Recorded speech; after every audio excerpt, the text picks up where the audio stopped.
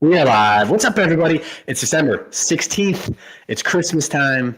It is transfer portal time. It's end of season time. It's bowl season time. We got a lot going on. Is in the portal. Basketball is 11-0, 15th in the country. Volleyball's over. We got a lot of stuff going on, a lot of stuff to cover. But first and most important, it is Christmas time. And HuskGuysStore.com has got you covered.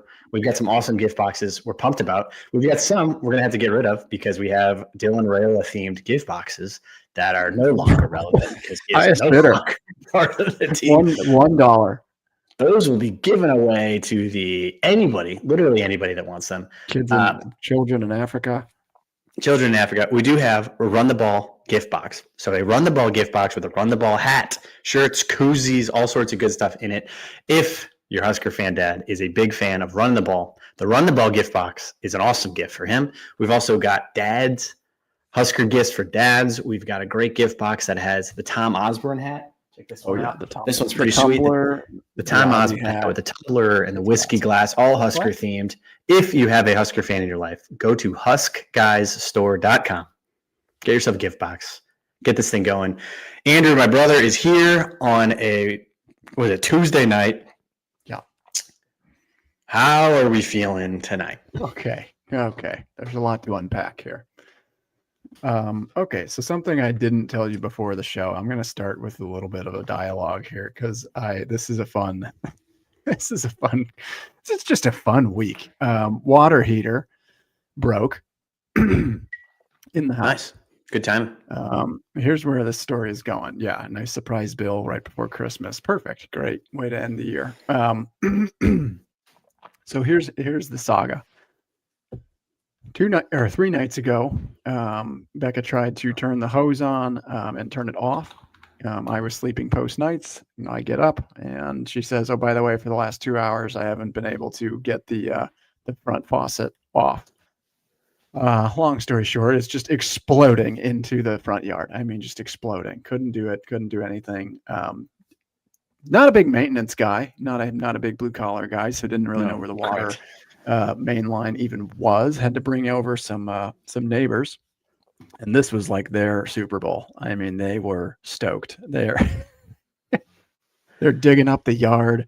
They have tools that are built for this moment that I've never even seen in my life before. Anyway, we managed to fix it. I switch out the sprinkler head.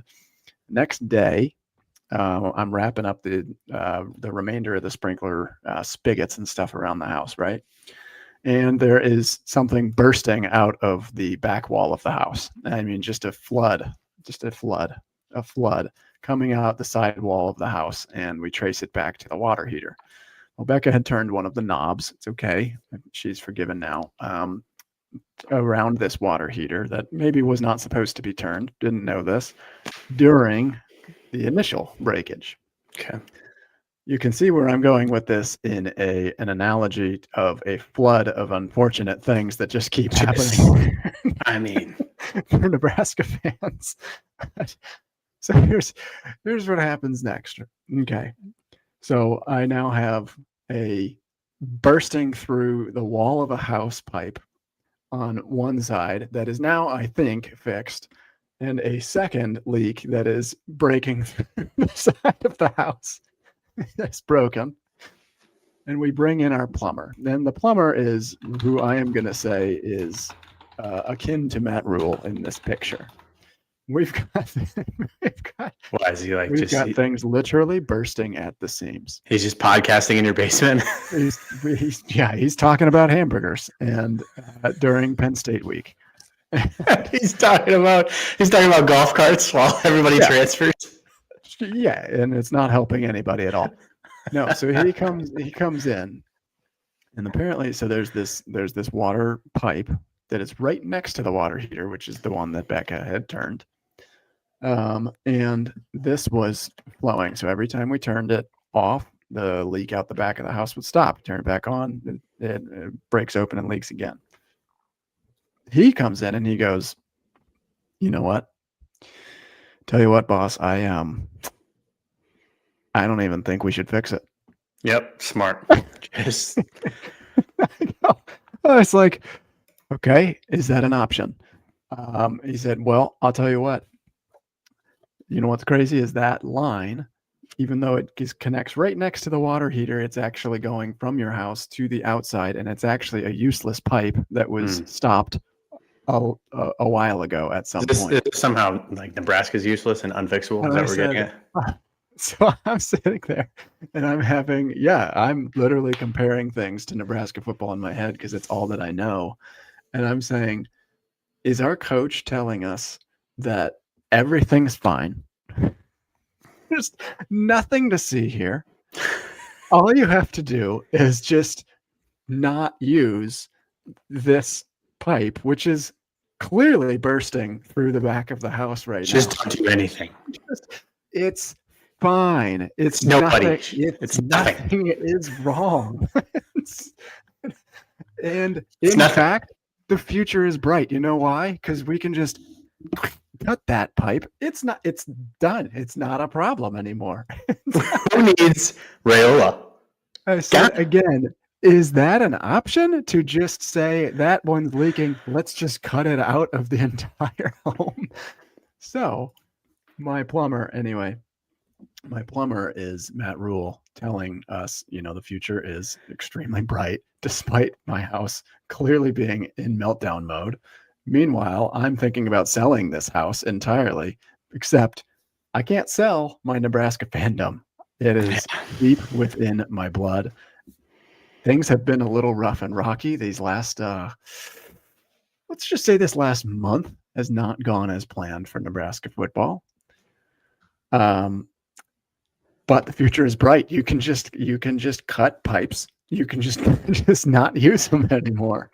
It's fine. There's some holes in my house that I have to figure out how to fix now. It's fine. You just don't use them anymore. And you know what? You find a new source of water. Your hot water still works. You're going to be fine. Yeah, just use a match. Transfer portal is the pipeline. That is the future. That is the hope. And it's hurting us right now, though.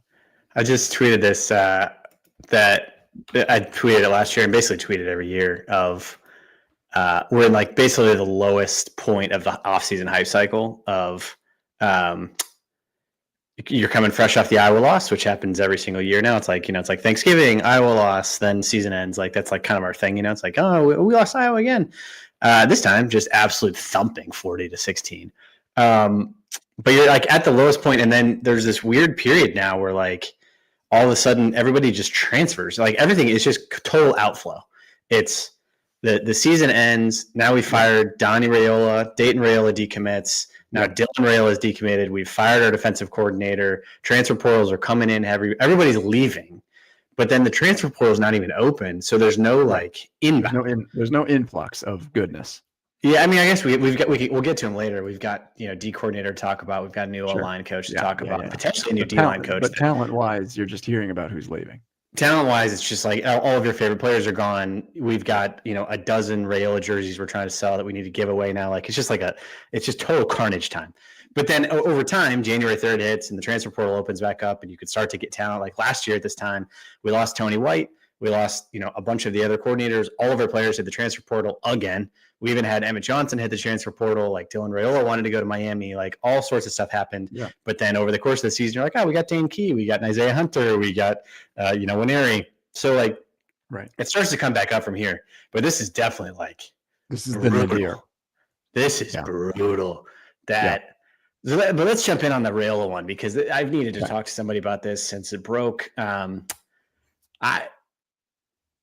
It's been interesting to watch the reaction to it. I think nobody's surprised. I think it leaked out a couple weeks ago that this is a very strong possibility that he was going to do it. So I think nobody's surprised. Dayton Raiola was like, we were kidding ourselves to think he was staying. Yeah, I mean, Dayton Raiola followed by Donnie Raiola getting fired is like, all right, obviously, clearly he's gone, but there's still like a finality to it. It's almost like the funeral aspect of like, it's like, they're going to die, but like, it's still really sad when it ends. What was your immediate reaction when you saw it? Like, was it surprise? Was it shock? Are you glad? Are you like anxious, nervous? Like, where was it? Where was the initial? I mean, like with all of these things, it's kind of a mixture of emotions. Like on the one hand, he it never made sense to me that he would transfer until the very end of this season. And so like I had already kind of come to terms with it. I mean, it's just like, okay, your brother is gone and then your uncle is gone. Like, I mean, I said it on Twitter to literally 100 people attacking me for saying, yeah, like Dylan's might not be here next year. And there was like, well, where'd you see that? Until I see the news. And it's like, hey, guys, Yeah. like, listen, if he sees that his future is brighter at another school, anyway, I had kind of come to terms with it. I did let myself get a little bit excited though, like in a way that it's like it's kind of fun to enter the quarterback sweepstakes. Like Just I think it's fun to enter the head coach you sweepstakes. let yourself imagine again, because Yeah. to an extent we've seen what Raiola is. Yeah. I thought that he would be ahead of where he was at like during the USC game. Like, my God, we had 14 points at the time. It was going to be another, like, we maybe score 3 touchdowns that day. The offense never against solid defenses. No. The offense never put up more than 30 points. Never. And it was never exciting. It was never good. Yeah, I mean, like, he's very accurate. He has incredible arm talent. He's probably, and I will take this to my grave, he's probably the best pure arm talent, the best thrower that has ever been on Nebraska's campus. Just in terms of throwing the ball. I mean, clearly the best numbers wise, like accuracy and completion percentage. But is he the best quarterback? I don't know. Probably not. I mean, I actually don't think mobile. He didn't really manipulate the pocket or anything.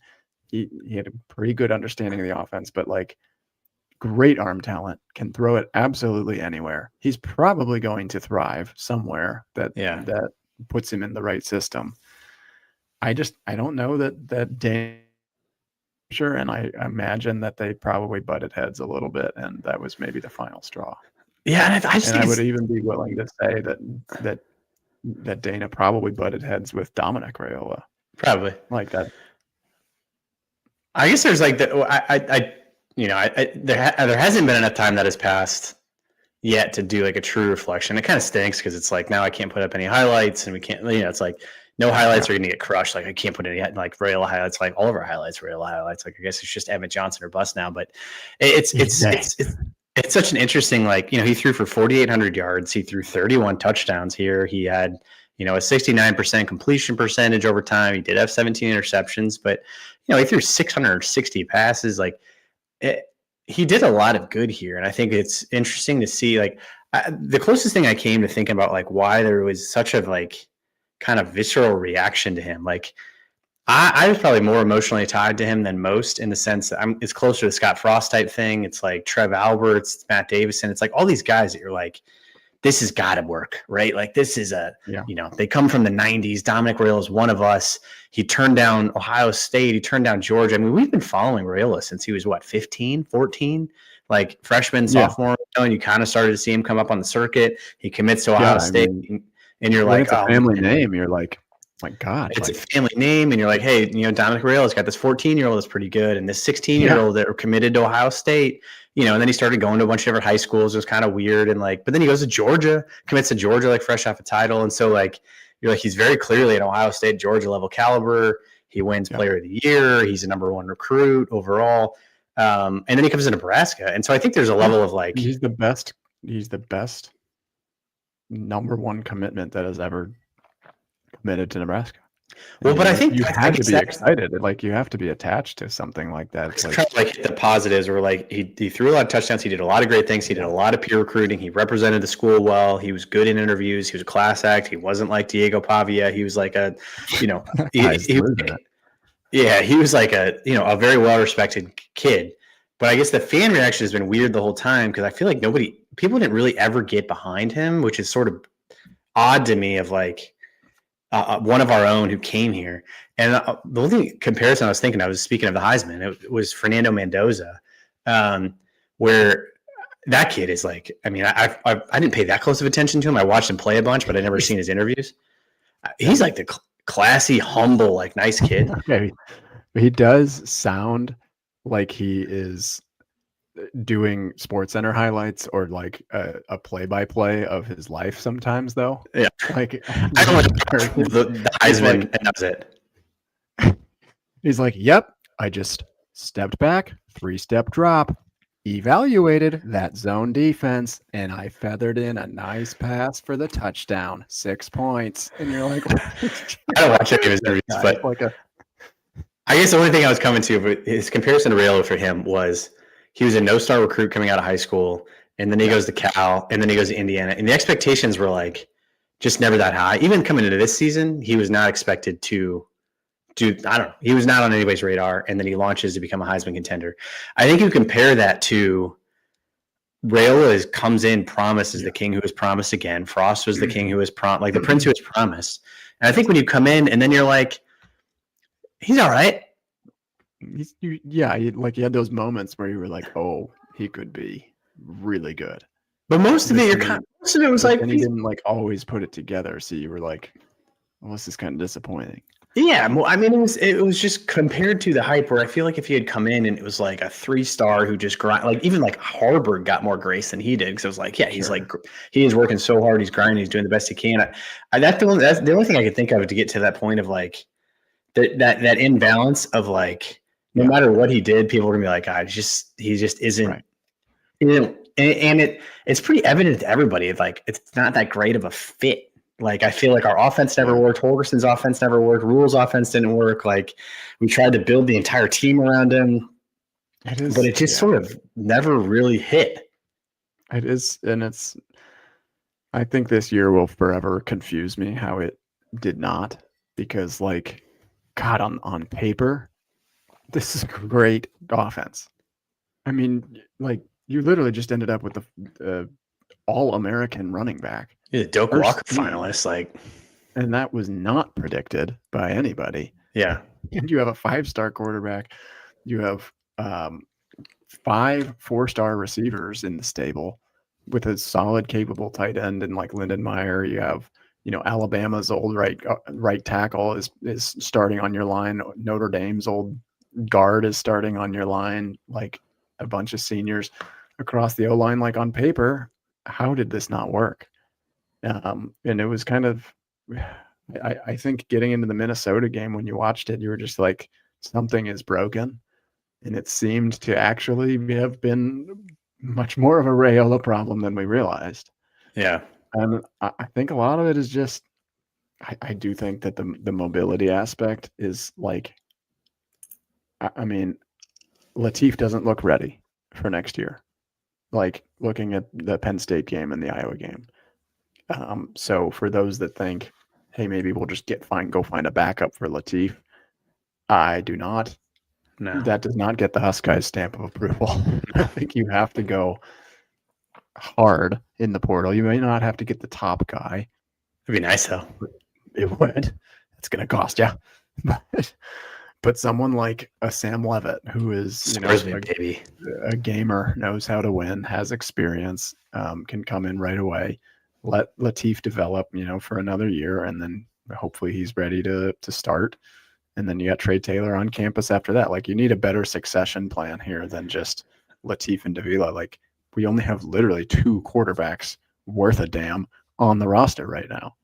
Like we need 1, maybe even 2 out of the transfer. I just don't know. I'm like, because we lost Dayton too. So I don't even know. Okay, quarterback on campus. Dayton was like a favor to the Raiola family. That was never like, he was never going to play here. He's going to go Charlotte now. You need more than 2 quarterbacks that have a single star. I guess I just don't know. Like I was looking across the country. I don't know if like going and getting a transfer portal quarterback that's older every year is not the right play. Like it's 6 of the 10 teams in the top 10 have a transfer portal quarterback. Every Heisman finalist was a transfer portal quarterback. Like that, we're the only dummies who started a freshman. Like Diego Pavia is 25. Mendoza's 22. Julian Sands a junior. Ty Simpson's 22, 23 years old. Like, you look at Dante Moore's transferred multiple times. He's 23, 24 years old. Like, as you go through the entire roster, like Gunnar Stockton's old. None of these guys are homegrown kids. They're all old. And they transfer a couple times. That's what, Raylo will probably take off. He'll probably go to Miami or Oregon or now Louisville or whoever. And they'll be like, oh, yeah, this dude's thrown 600 passes. Like, he's got some experience, but like, that's where, like, I mean, Trey Taylor's 6 years away from being good. That's like a long time. That I don't know. I don't know what the answer is. Like, obviously you have to develop kids, but they'll transfer every year. So what's the point of like getting excited about a 16-year-old when every single player transfers every year? It's shocking. I mean, at the quarterback position, it's just shocking amount of turnover. It's crazy, and it seems unsustainable. I think you have to hope that you at least get a junior or somebody that has another year of eligibility remaining, or somebody that's going to commit to you for 2 years, though, because like the continuity is tough. Like, if you're going into the portal every single offseason, that's also a problem. Yeah. Just in terms of like your roster management and development. Like, imagine if you're Duke and you spent $8 million on your quarterback, and then he gets hurt or something. It's like, what do you do? You have to have people developed and ready behind him. But anyway, Raiola's gone. I just counted. There's over 70 quarterbacks in the transfer portal right now. So we've got options. Okay. 70. I mean, how many ever started? I don't know. Nearly one. That's one per team. One in every two, almost. Like, I agree. I think you can't but you can't keep shuffling the cards over and over. Like, you do need to develop at least depth. I mean, like, we lost our starter and we had 4 games left or whatever. I think you do. I guess you do, but I also have talent on your campus. You can't just put all your eggs into one transfer. Right. Every year. But it seems like every backup is going to transfer every year. I don't know what the answer is. Like, I don't know if you're a GM, how you manage that. But it is a weird thing where, like, every year, if the kid is not going to start, he's going to transfer. And there's 70 quarterbacks in the transfer portal now. And, like, I guess I don't know what the answer is there. But the other part of things, though, is, like, that you do have to try to find a way to optimistically look at this. And it might feel I am the thing that I will be most disappointed by is if and when let's say he goes to Miami and wins the ACC. That's going to suck. That's going to hurt. It's going to be like a Joe Burrow type situation. It's going to be but the positives is it sounds to me, outsider perspective, but I've heard it from multiple different people, that Dominic Raiola is a control freak. Sounded a little heavy-handed, I believe, is the phrase. Yeah, heavy meaning like a smothering you with a wet blanket in your sleep. You can't breathe. It sounds like he's just kind of trying to control the program, and like, I mean, he's reaching out to Rule and stuff like, here's how you can re-recruit my sons, and Rule's just like, F this, like, I'm done. Like, yeah. I don't know if there was a falling out or anything, but what I do know is that there's got to be a little bit of burden lifted when all of a sudden you free up. Is it $2.5 million a year? $2 million a year? They said 3.5. Sean Callahan is saying 3.5. I think some of that's Adidas though and stuff too. But anyway, let's. It's more than 10%. It's more than 10% of the 820. Sure, yeah. If you suddenly have $2.5 million to spend, what are you gonna do with it? And that's where, like, the transfer portal sucks and all, but it can get a little exciting if, let's say, you just suddenly have $3 million to spend. And what's the thing? You divide $3 million on a quarterback. Yeah, but you can get, like, if you can get a really strong, solid, experienced quarterback for $2 million and have $1 million to spare and stock up on your O line. You can get 8 very strong offensive and defensive linemen for $250,000 each for the price of one Raiola. I don't know. I do think there's an element of financially. It frees up the cash to go do stuff. Sure. I think there is some of the stuff that's coming out. There's a lot of rumors. I'm sure folks could see them on Twitter, on message boards, like that. Like said, the Dom and Donnie had a heavy hand on the program, and they were kind of controlling things and trying to control the offense. And Yeah. they're controlling who he could recruit, and some of it makes sense because of how, like, I just thought Rule has been acting weird all season because he just was constantly like, I run all the recruits by Raiola, and you're like the 19-year-old, like what? And like you run the recruits. Okay with you, Dylan? Yeah, like you run the recruits by the 19-year-old. Like, what is why? Like, and and like after every game, you're like, oh, I'm just Raiola. I love him, and I'm proud and all stuff. And like, there seemed to be an overemphasis on him, and it was almost like he felt pressure to be like recruiting Raiola through the media at times. Maybe that's off, and then maybe he can go back to like It's just focusing crazy on how tied up in like how much drama can come with one starting quarterback. It's a phenomenal amount of drama. Yeah, that's what I was gonna say. My other like interesting point that I just wanted him to develop here. Like I just wanted him to be the first round draft pick that we know that he can be. But he's not right now. Right now, he's not a draft pick. But I think he's gonna play in the NFL. He can be if he like figures it out. Yeah, it's not gonna happen here though. That's where I think the clean break part of it comes in. Is like, it's pretty obvious it's not going to happen here. We're not going to have the offensive line. We don't play in the conference that allows it. That's where like some of the, if you go to Miami and you go to Louisville, or you go somewhere where there's no defense. Go somewhere where there's no defense, and he'll light it up. He's the best 7-on-7 quarterback that's ever existed.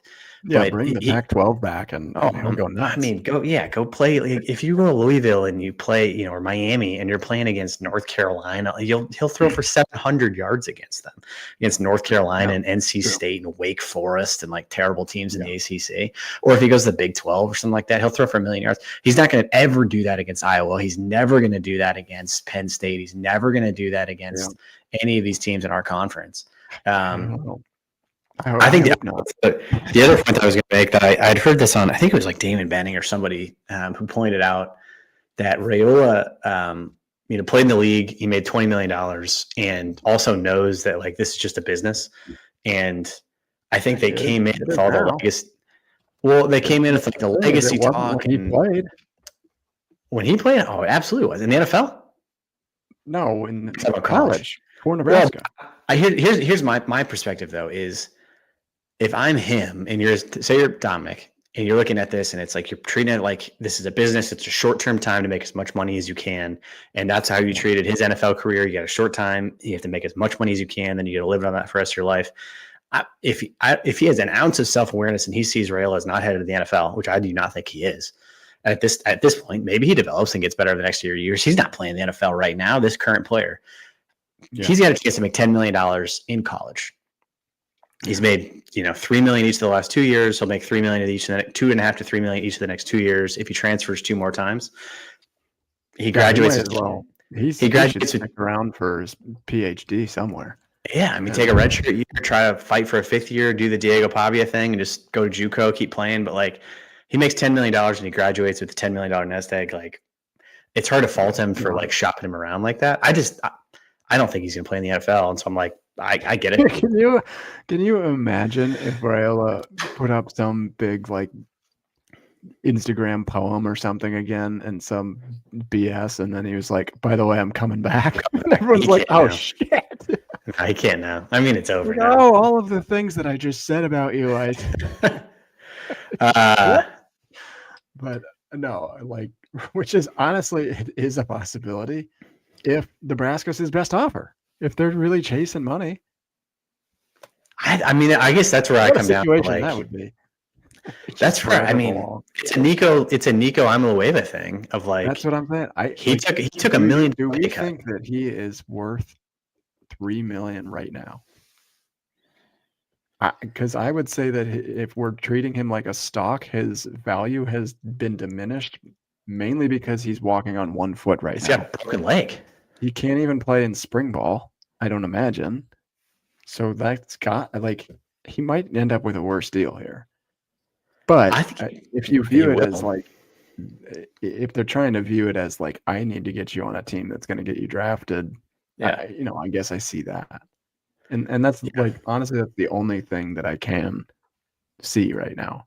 I just don't think that there's any way he gets as much, if not more, than he was making this year as a junior coming off a broken leg and a pretty average season. Yeah, somebody will take a chance on him, but I do think, especially as these rumors are swirling already, like I think that like when I initially thought of it, and it was like when he initially kind of said a couple weeks ago, I was like, all right, oh, he's definitely not going back to Ohio State. They're done with him. They got their guy. Ohio State's got, saying they're good. Yeah. He's definitely not going to Georgia. That's where he'd recruit, committed before. They got Gunnar Stockton. He's definitely not going to be back to USC. That's where Mayava just re-signed there. So like those guys are out.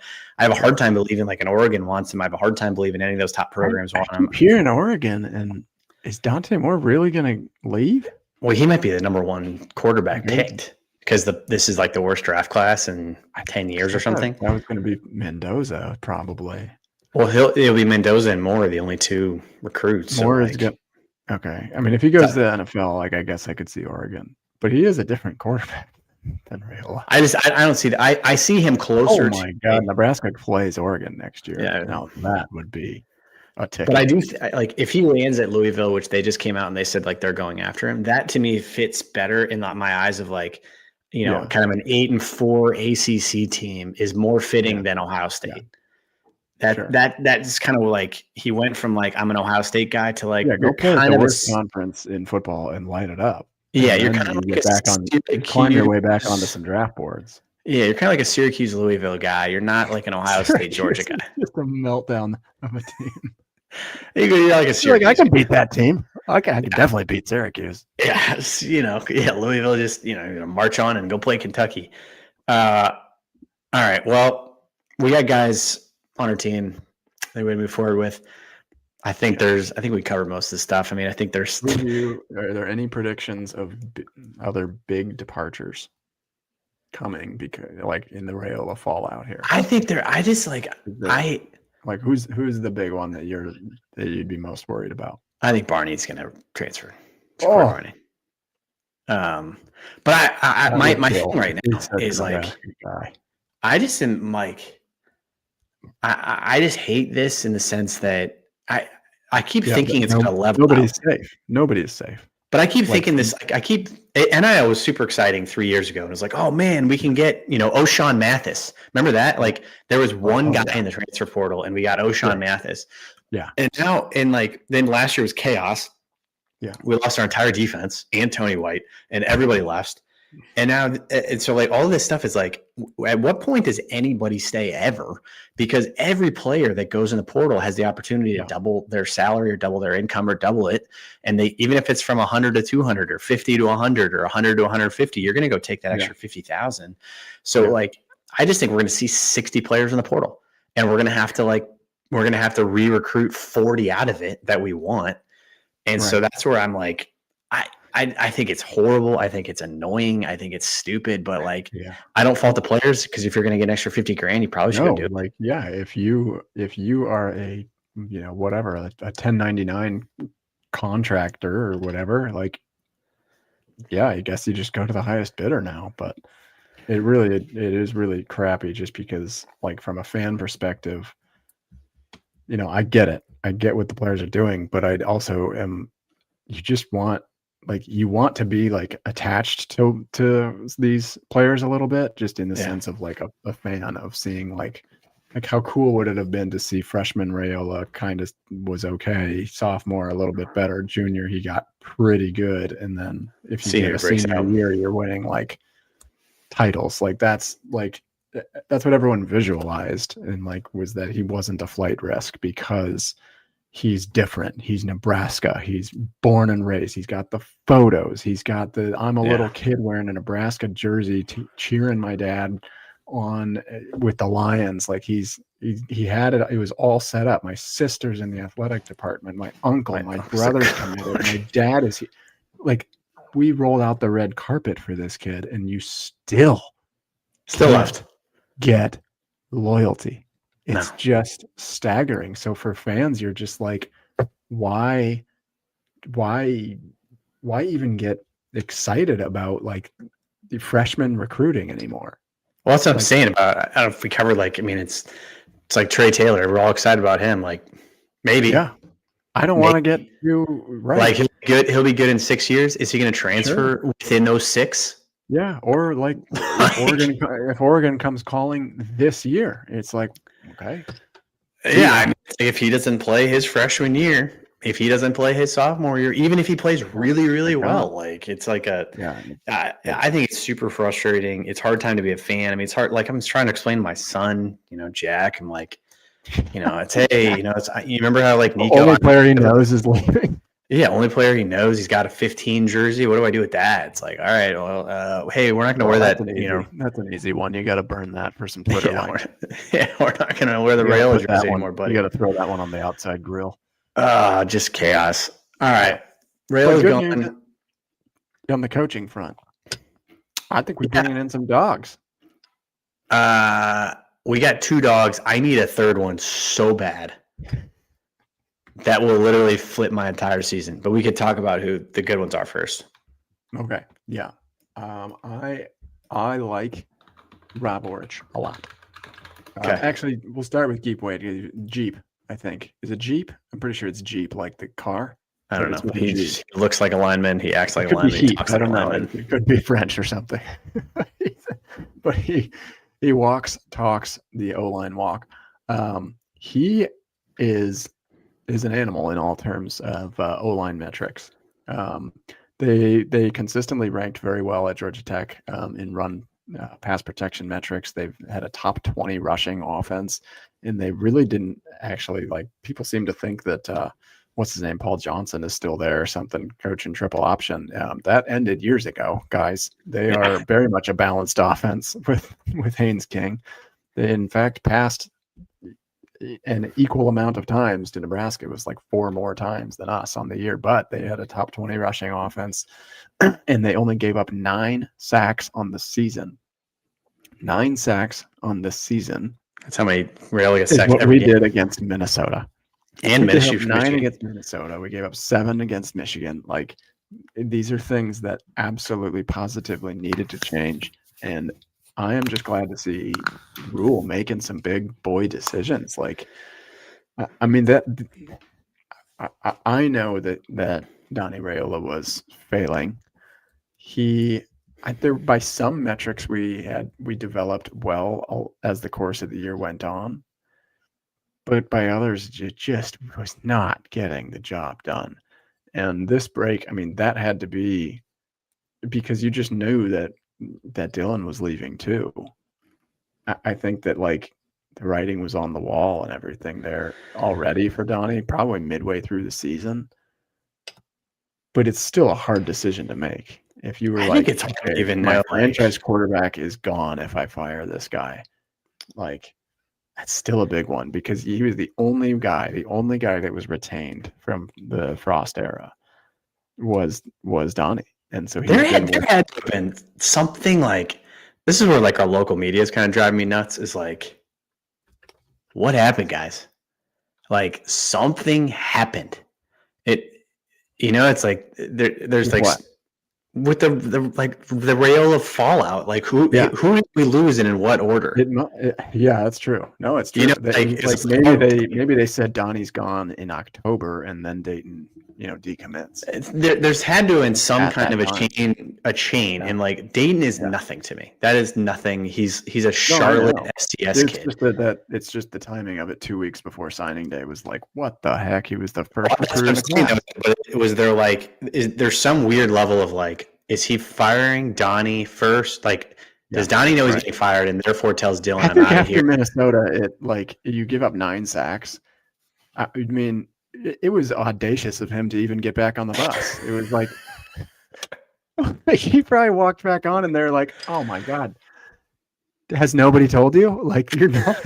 Well, you can you can find a new position for him. You already aren't coaching at that point. You already aren't doing your job. Satterfield's still on the roster.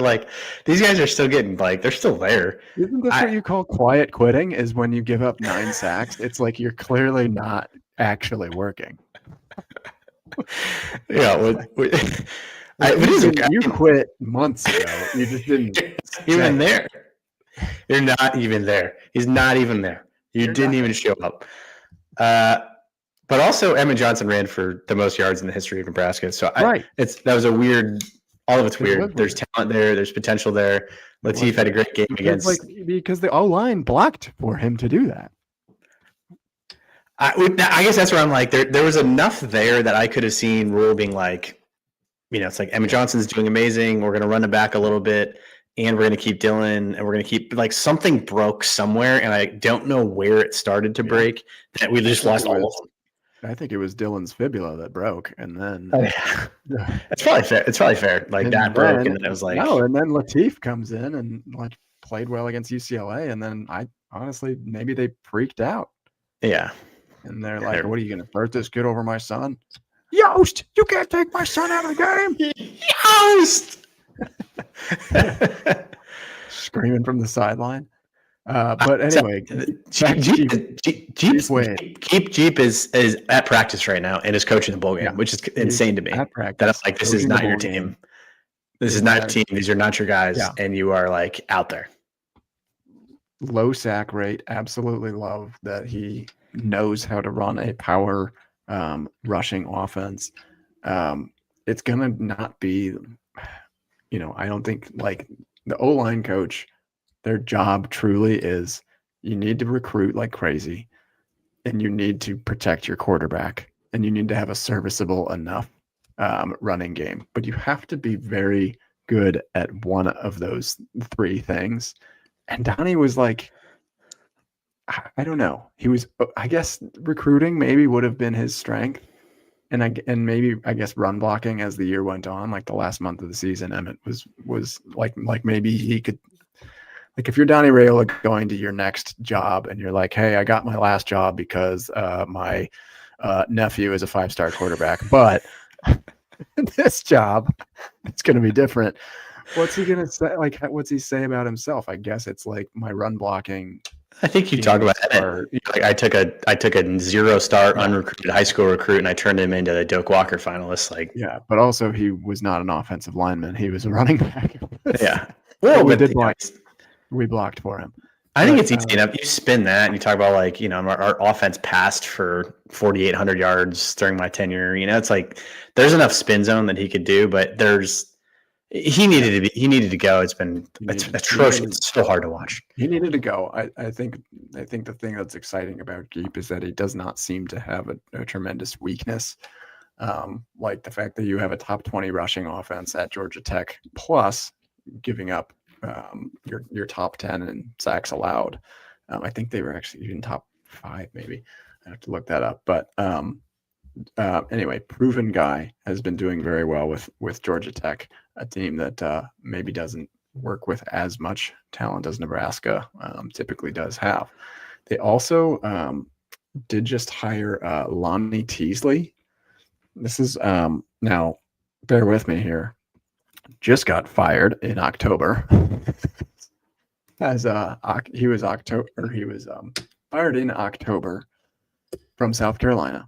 He was their offensive line coach. He is connected to none other than Satterfield, who is also still on our team. They worked together back at South Carolina back in the day. And then I think Teasley actually was with Rule back when he was in Temple. But sneaky good hire if we do get him, because he's not actually going to be an offensive line coach. He was their offensive line coach. But this guy can recruit like crazy. And that's where I think that they start to maybe take a combination type approach on the offensive line. Like, we need all the help we can get. And he brought in 5-star offensive linemen to South Carolina, a team that is traditionally not getting 5-star O linemen. They had 2 other 4-star O linemen committed in their class and stuff this last cycle as well. So good recruiter. It'll be interesting to see what Rule does for his role. That's on the offensive side of the ball. On defense, Rob Ulrich is the big one. Can we pause to tell you far? Hang on.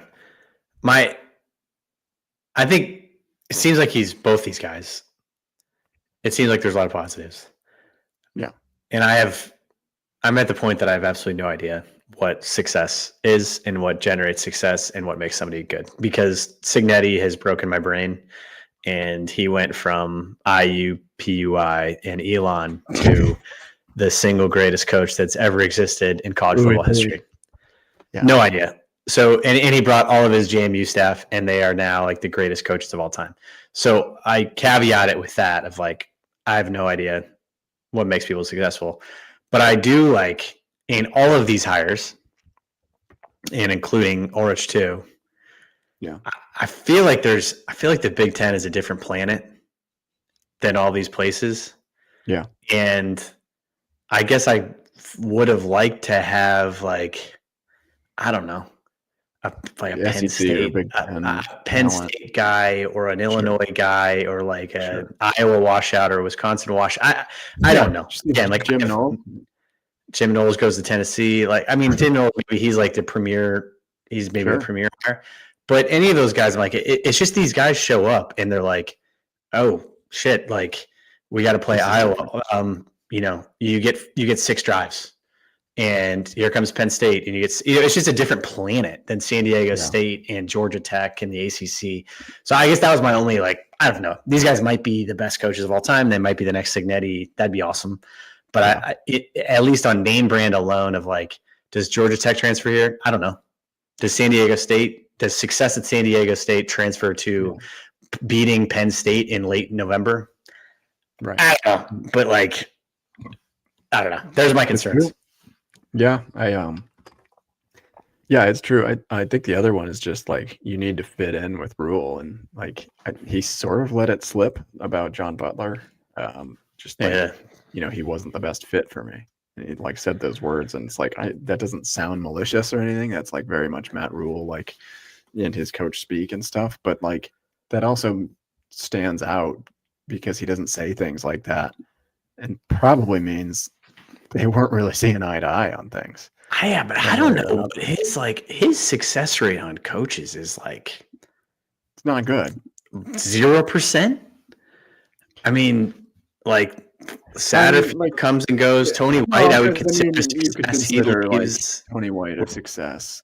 I consider Tony White a success, but then he couldn't keep him. Like, we're on our second, we're on our third defensive coordinator. We're on a new offensive lineman. He didn't recruit Raiola the first time. We're on like, it's like he's churning through these guys, and like, I can't figure out what Rule is to be like, like Orich is like a Rule guy. Like, you didn't even know him, it's like you just met him. Yeah. Like, he just met him last week, and he's like, yeah, this guy, like, this guy's pretty chill. Yeah, this guy's sick. He's got a ton of energy. I'd like to get a beer with this guy. He's got a ton of energy. Great. No, I think the most reassuring thing is that like these are different hires than what he was doing in the beginning. Like, to go with correct. What's his name? Little kid McGuire, who was like 24, and we talked ourselves into like, this kid. I mean, what's not to love about this kid? This guy, Joey McGuire. This guy can't even rent a car yet, but he is going to be a great wide receivers coach in the Big Ten at a premier program. Like, it's he brings Pop-Tarts into there. He's a film rat. Like, he clearly is taking a new approach, which is like, we need experienced guys on the sidelines.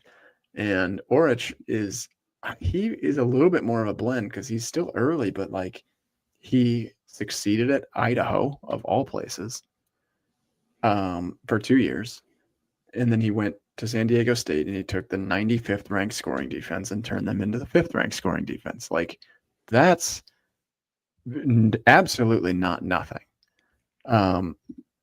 He also had a top 20 like rushing defense. They only gave up 12 points a game. I mean, he's developed a track record. He's a Broyles Award nominee. He's got a tough defensive identity. There are things that absolutely translate. He's going to run a 4.25, which I think people are going to be probably more excited about this next year. It does seem a more fitting for the Big Ten. And it tells me that like we are planning on going to town in the portal for defensive linemen, because we currently basically can't run a 4-2-5. Like we almost don't have 4 defensive linemen that are capable of stopping Utah. But yeah, I think that was actually probably a sneaky good hire. I mean, if you've got a top 10 defense pretty much across the board in every major statistical category, like you just kind of have to trust that you're doing something right, I think. Yeah, I think he's got the energy, he's got the scheme, he's got the track record. Dave Bartu loves him. The Matrix analytical guys, they love him. Yeah. A lot of the people we trust say he's an up and comer, he's a future head coach. Like, I think he will, all of those things, great. I guess I just don't. It's kind of like the Matt Campbell to Penn State. It's like, yeah, you kind of just don't know. You just don't know yet. You just don't know, and this is hypothetically good. Like it's like everybody keeps saying, like, oh man, like Matt Campbell at Penn State, he's a great coach, and just wait until he has Penn State's resources. Like, maybe, yeah, like you don't know. That's what I tweeted. It's like people said the exact same thing about Mike Riley coming here. They were like, Oregon State's resources, garbage. Just wait. And that's what, but I guess like him as an example, and then tying it to Orich is like Matt Campbell's never recruited a 5-star in his life. My new Crouch jersey. There we go. Matt Campbell's never recruited a 5-star. Like, he isn't, it's like, you don't just go from recruiting exclusively kids in Iowa and South Dakota and North Dakota and playing above your weight class to like, True. Now he's just going to go to Penn State, and he just knows how to go down to Florida and get the best players in Florida and the best players in Ohio. Like, it's a bigger leap that I think people appreciate. Yeah. And then like Orich is like Eberhard here has agreed with you distinctly. He hasn't done the Power 4. Yeah. I think that's I've turned into a prove it on the field fan. I'll believe it when I see it. No disrespect, but I don't want to get my hopes up. And I mean, I can't blame anybody for saying that, because to be honest, the last couple of years of Matt Rule has been a lot of off-season national titles. We're good at it, baby. Get those out. Well, but I guess that's where he hasn't done a Power 4. I guess that's where like the concern I have is like, could he be awesome? Sure, but like he's going to go to town in the portal. The portals opens in 13 days. He's been in the San Diego State portal. And we need him to like very quickly build relationships in Louisiana, South Carolina, Michigan, Ohio. Like, has he ever done that? Has he ever recruited anybody in any major conference at any major talent bed? He was in Idaho.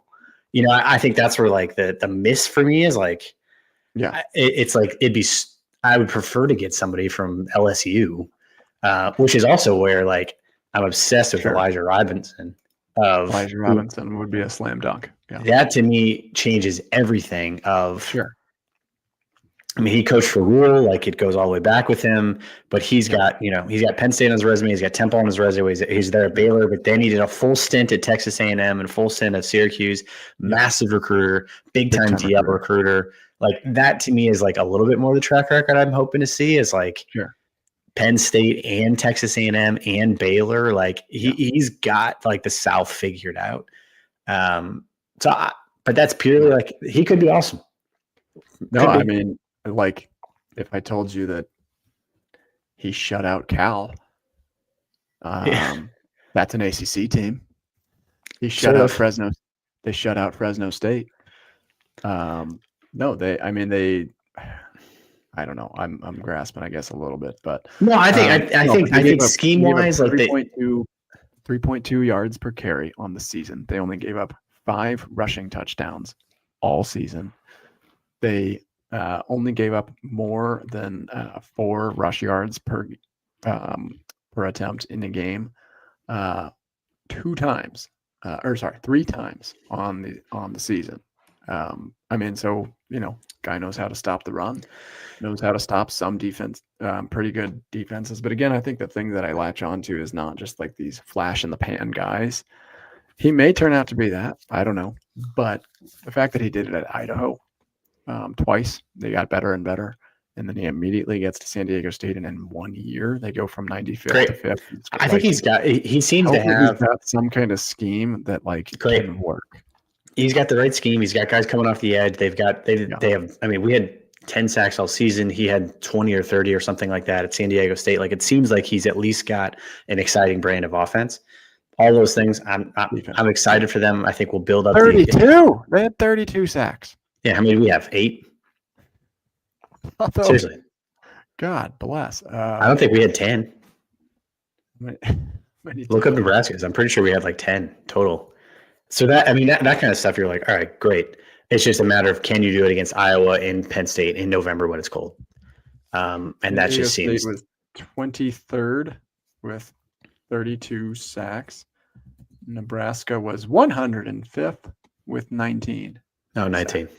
19, of which 8 of them were against, those first 4 games we played.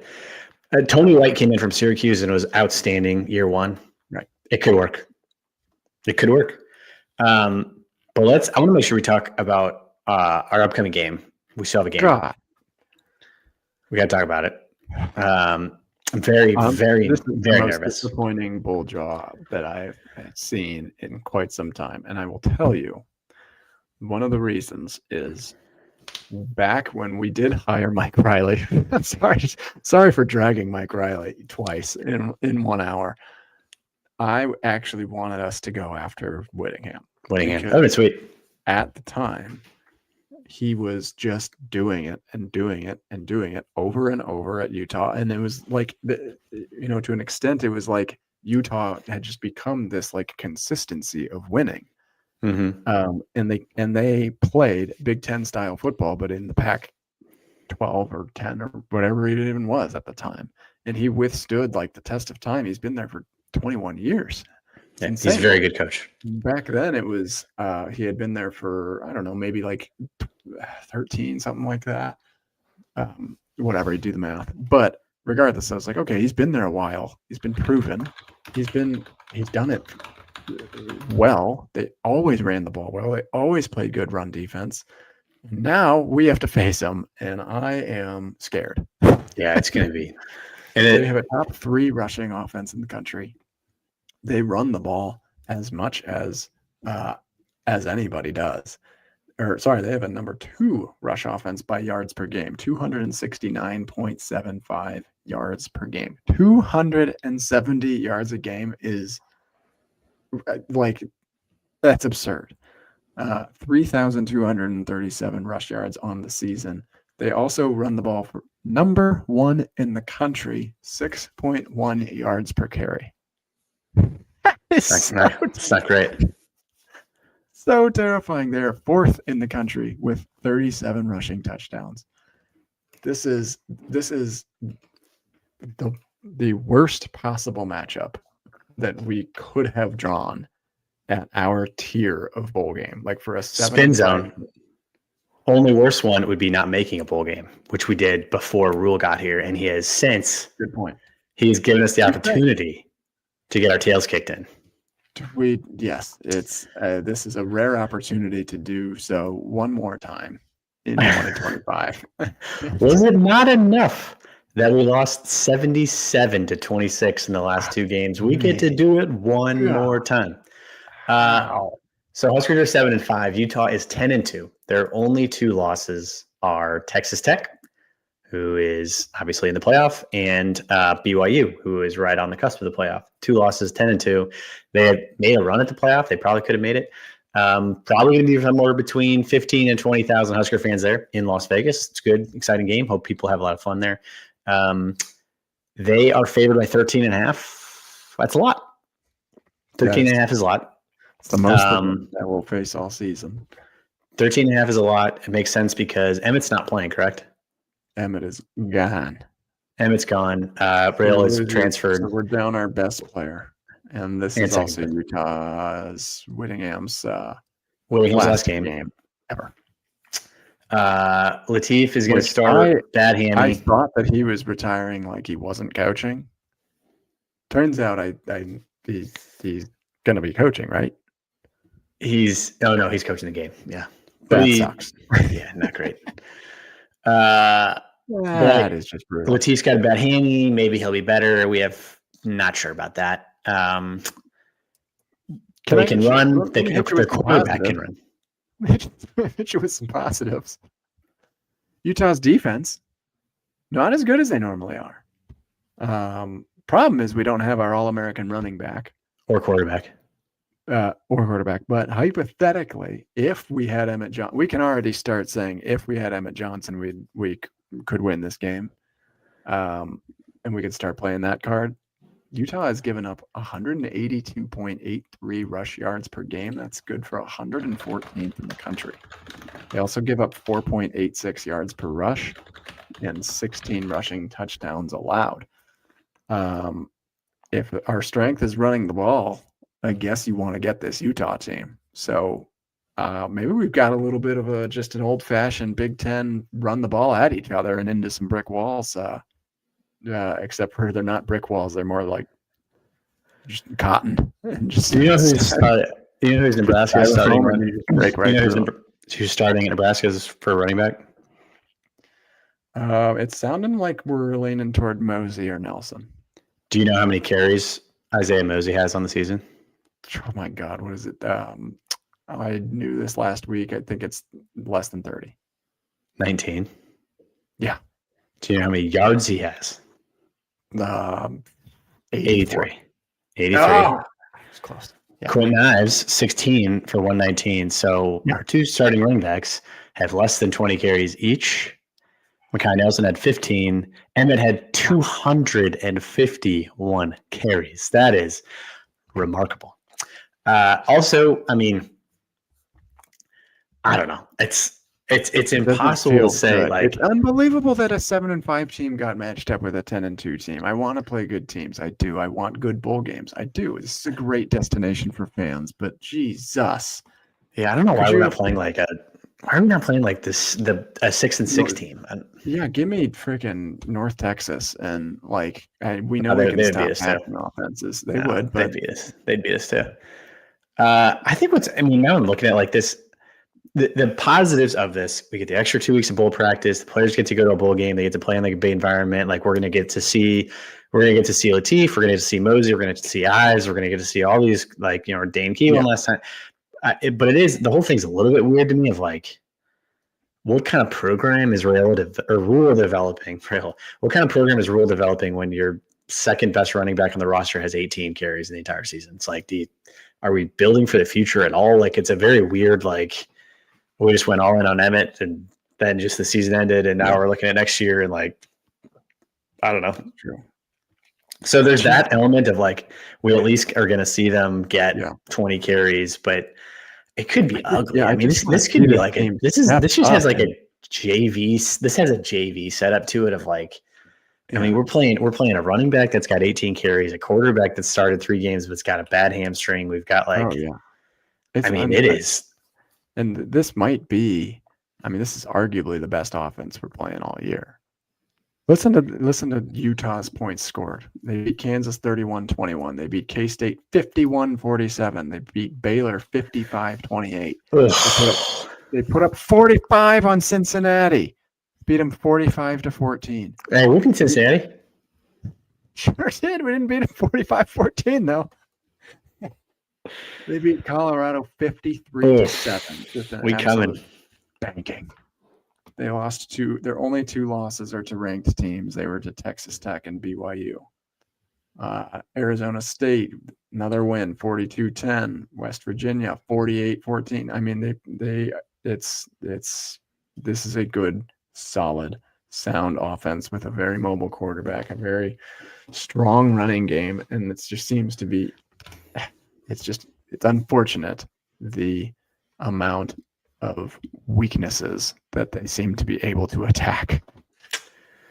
Yeah, and they care and they're motivated and they didn't just have their quarterback transfer and they didn't just they're playing as a unit and they aren't playing on their 3rd string and 4th string. I mean, it's like BC last year was playing without Ezeraku, who was an absolute game wrecker, and that was like a huge break that Nebraska caught. That is kind of a forgotten storyline.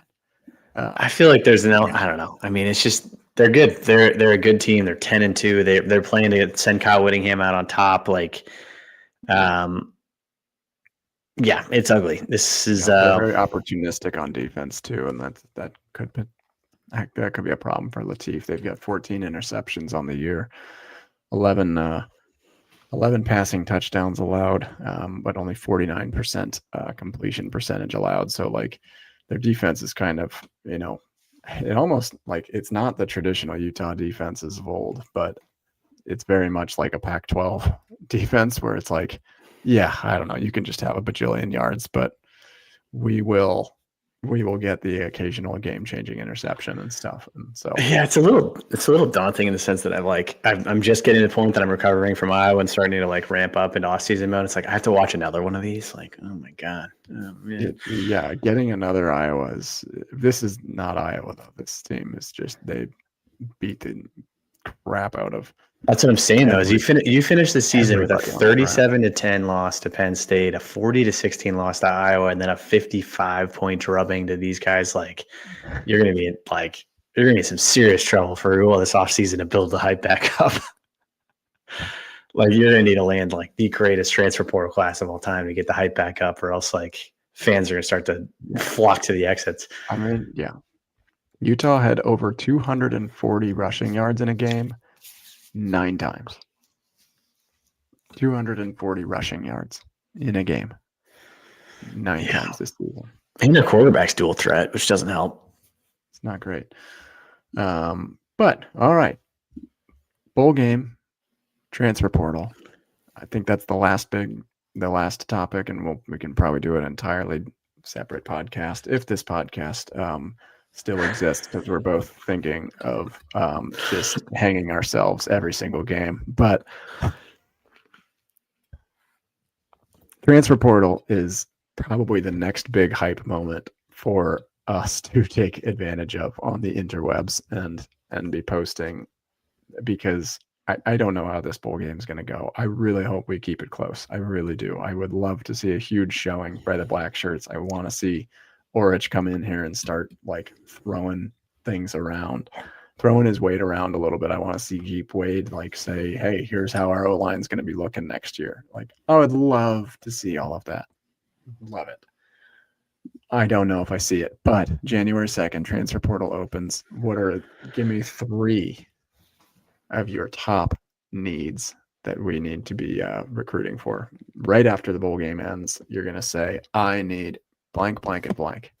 I mean, you need a quarterback. You need a feature quarterback, and I think that number one, like, okay. I mean, if you get a Sorsby, if you get a Levitt, if you get a Aiden Childs, like that flips your entire offseason instantly. Flush Aiden Childs down the toilet, whatever. You like it? God, it's pretty good. Pretty good. I don't know. I just think there's really, really good quarterbacks, and the playoff quarterbacks haven't even entered the portal yet, so there's starting to be more of those guys too. True. Yep.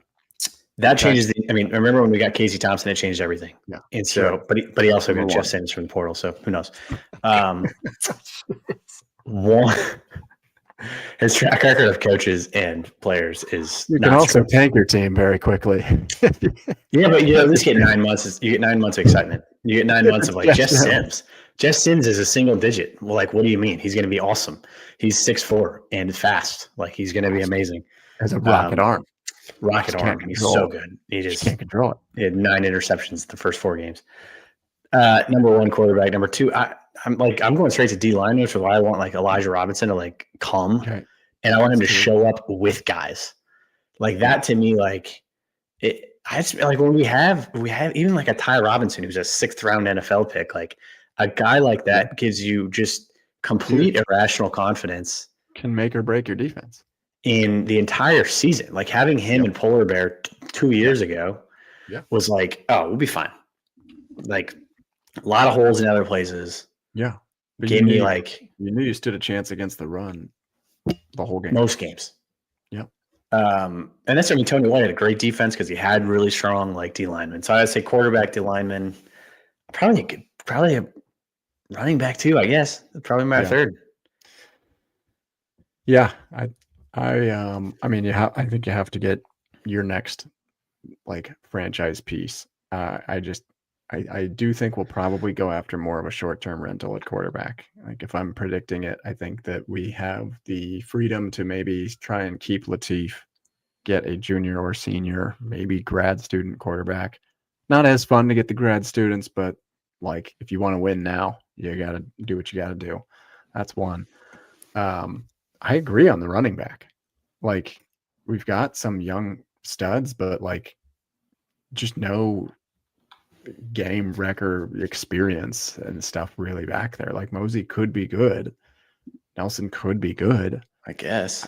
I just don't know that we know it yet. And they're not Emmett. I think we can all agree that at this moment, they're not Emmett. They could become something, but my goodness. So go after that. I like Mackay Frazier. He just like entered on the portal for Michigan State. So good name to follow. And then, yeah, I would just keep it all on offense, like offensive line. Like, how do you not see that offensive line performance and then just say about this season, like what could have been, with honorable mention being defensive line? I think if we went to town on quarterback and just in the trenches and got a serviceable enough running back, we should be good enough at receiver. We should be okay at tight end.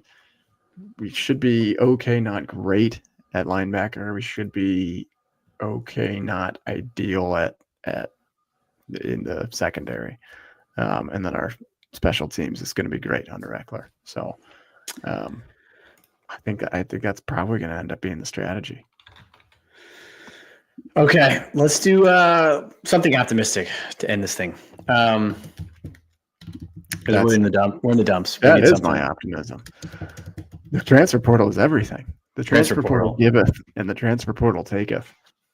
And when I heard that we're going to spend in the portal, I was like, "Oh baby, yeah, open up, loosen the purse strings.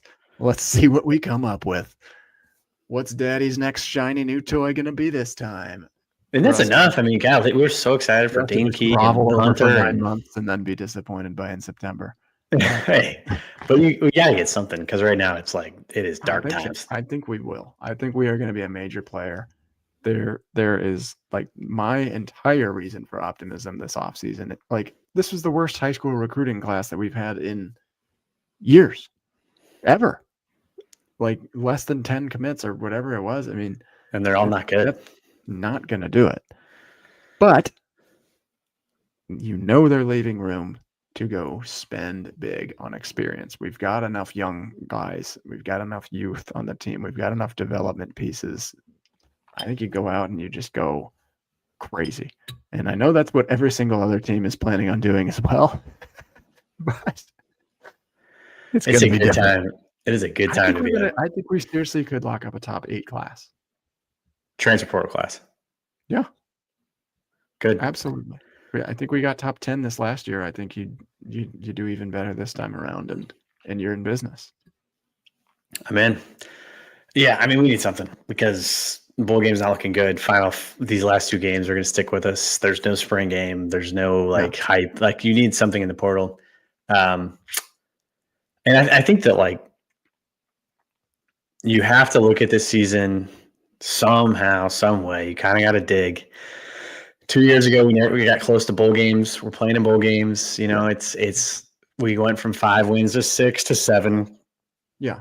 It's going up a little bit. They're winning the games they're supposed to, getting smashed in the games we're not supposed to. But is there a path to 8 next year? The schedule next year is a disaster. But I don't know. I think you have to look at the season and be like, we're still making bowl games. We're winning the games we're supposed to. The players are coming together. They still believe in Rule for the most part, besides all the players transferring, and believe it's going to happen. So, yeah, I think we just kind of have to leave it at that. Of there's some level of optimism coming.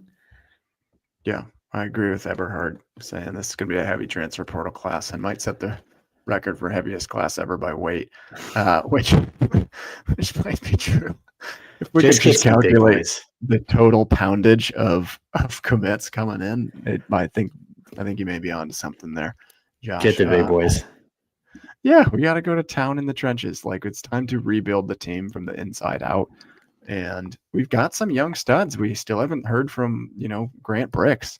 We still haven't seen Preston Tamua. These are guys that were big names in their respective classes. They need to develop well, but you need to plug all of these holes. And if you're going to only take 9 or 10 guys in your high school recruiting class, you absolutely better be planning on going nuts in the transfer portal and just bringing in a lot of talent that way.